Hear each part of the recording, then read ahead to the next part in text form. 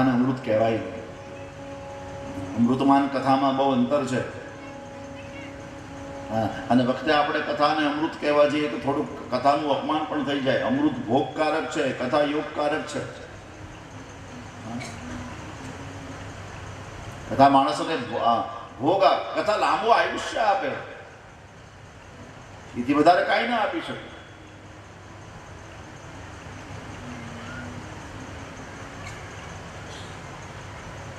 અમૃતની એટલી બધી મહત્તા નથી.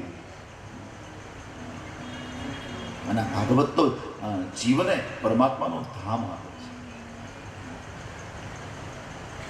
ભાગવતને અમૃતની સાથે સરખાવવું જરા વિચિત્ર છે. પણ છતાં ગોપીઓ બોલી કે કૃષ્ણ તમારી કથા અમૃત છે. એ એટલા માટે બોલી છે.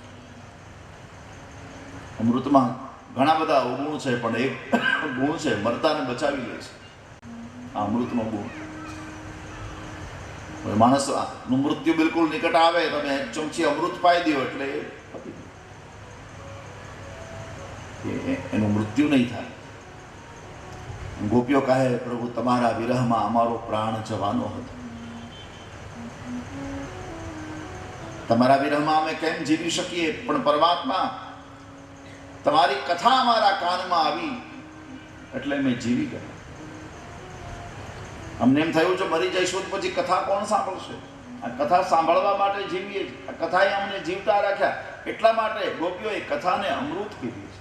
તબ કથામૃતમ તપ્ત જીવનમ કવિ ભીપિતમ કલ્મષાપ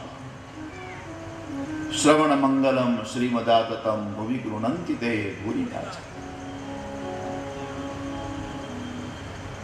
ગોપી ગીતનો 9મો શ્લોક પાછો ગાઈ નાખો ને મારી સાથે.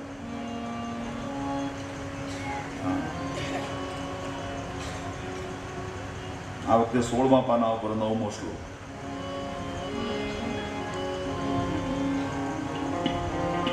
તવ કથા